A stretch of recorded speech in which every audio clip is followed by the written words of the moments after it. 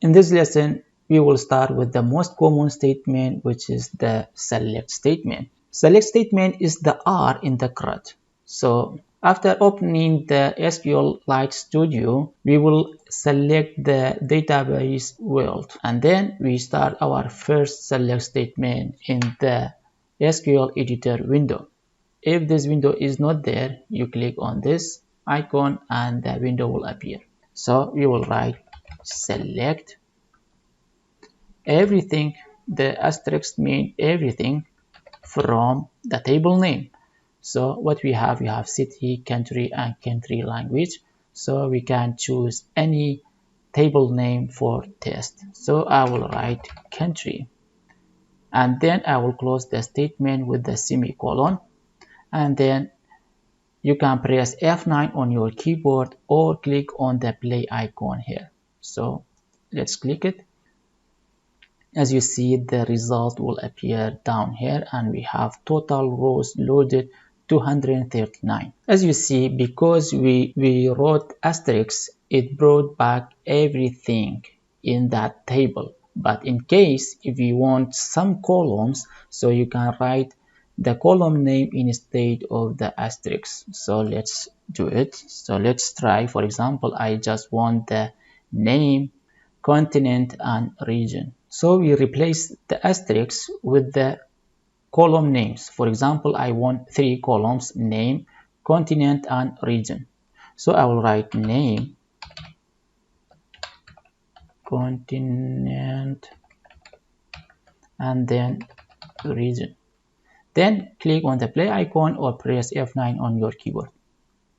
As you see, we have retrieved only 3 columns because we specified the column name in the select statement. The other thing which I would like to tell you in this lesson, how to use alias name. For example, I want to change this column name to a better name, to a proper name. So what I will do, after the name, directly I will write as, and you can make it capital as, country name. And because there is a space between these two words, it is better to put them inside a double quotation. So I will put double quotations like this, and then run the query again.